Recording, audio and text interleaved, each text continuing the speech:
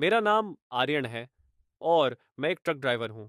मैंने अपने जीवन का एक बड़ा हिस्सा देश के विभिन्न हिस्सों में यात्रा करते हुए बिताया है।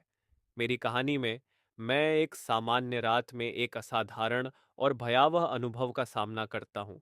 मैं सड़कों पर जो देखता हूँ वो केवल मीलों का सफर नहीं होता, बल्कि रहस्यमय और खौफनाक घटनाओं का संकलन भी होता है। रात का सन्नाटा चारों ओर फैला हुआ था। मैं आर्यन अपने पुराने ट्रक के साथ एक सुनसान सड़क पर चल रहा था। सड़क के दोनों ओर घने पेड़ और एक अंधेरी घाटी थी।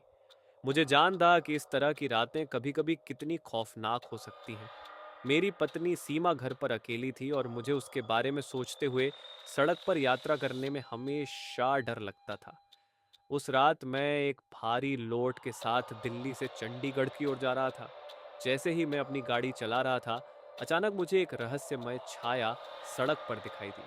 पहले तो मुझे लगा कि यह मेरी आंखों का धोखा है, लेकिन जब मैं करीब पहुंचा, मैंने देखा कि वह एक बूढ़ा संत था जो धीमी आवाज में कुछ बड़बड़ा रहा था।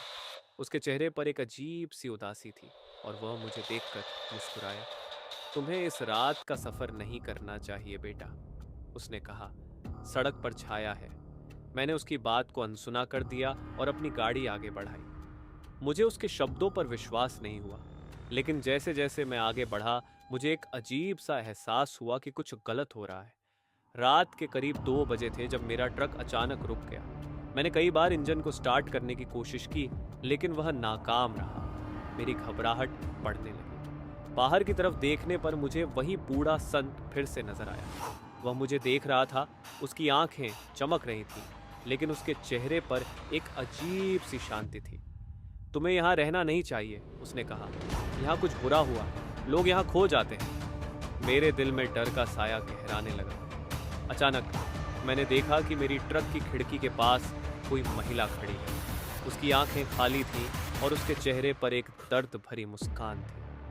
मैं डरकर चिल्लाया और गाड़ी से बाहर निकलने की कोशिश की, लेकिन मेरे पैर मानो जमीन में गड़ गए थे। क्या तुम मेरी मदद करोगे? उसने धीमी आवाज में पूछा। मैं तुम्हारी मदद नहीं कर सकता, मैंने कहा और मेरी आवाज कांपने लगी। अचानक वह महिला मेरी ओर बढ़ी और मेरा दिल तेजी से धड़कने लगा। फिर अचानक वह महिला मुझसे बेहद करीब आई और मैंने देखा कि उसकी बाहें खून से सनी हुई थी। मैं यहाँ फंस गई हूँ, उसने कहा। मुझे यहाँ से बाहर निकलने में मदद करो। मैं चौंक गया और मेरी आंखों के सामने सब कुछ धुंधला हो गया। मैंने झट से गाड़ी में बैठकर दरवाज़ा बंद कर लिया। उस रात मैंने सैकड़ों मीलों का सफ़र किया, लेकिन मैं जानता था कि मैं केवल अपने मन का डर ही नहीं, बल्कि वास्तविकता का सामना कर रहा था। अगले दिन सुबह मैंने देखा कि मेरा ट्रक फिर से चल रहा था, लेकिन मेरी आंखों के सामने उस महिला का चेहरा बार बार आ रहा था। मैं ये सोचकर परेशान था कि क्या वह सच में थी या सिर्फ मेरी कल्पना का हिस्सा। कुछ दिनों बाद मैंने अपने दोस्त संजय से इस बारे में बात की। उसने कहा, आर्यन, क्या तुम उस बूढ़े संत को जानते हो? वह यहाँ की जमीन के बारे में जानता है। तुमको उससे मिलकर समस्या का समाधान करना होगा। मैंने फिर से उस रास्ते पर जाने का फैसला किया। जब मैं वहां पहुंचा तो मैंने बूढ़े संत को वहीं देखा। मैंने उससे पूछा, क्या आप मुझे उस महिला के बारे में कुछ बता सकते हैं? वह मुझे एक पुरानी कहानी सुनाने लगा। यहाँ एक महिला की हत्या हुई थी और उसकी आत्मा इस सड़क पर भटकती है। उसे शांति नहीं मिली और वह हमेशा मदद की तलाश में रहती है। मैंने संत से पूछा, तो मैं उसकी मदद कैसे कर सकता हूँ? उसने कहा, तुम्हें उसके लिए एक पूजा करनी होगी। तुम्हें उसकी आत्मा को शांति देने का रास्ता खोजना होगा। मैंने अपनी जिंदगी की सबसे बड़ी चुनौती स्वीकार की। मैंने उस रात पूजा की योजना बनाई और संत की मदद से सब कुछ तैयार किया। पूजा के दिन मैं उस स्थान पर गया जहां मैंने उस महिला को पहली बार देखा था। मैं सारा सामान लेकर आया, फूल, अगरबत्ती और पानी। जैसे ही मैंने पूजा शुरू की, अचानक चारों ओर हवा तेज होने लगी और एक अजीब सी आवाज सुनाई दी, मुझे यहाँ से बाहर निकलने दो। मेरे दिल की धड़कन तेज हो गई, लेकिन मैंने अपने मंत्र पढ़ने जारी रखे।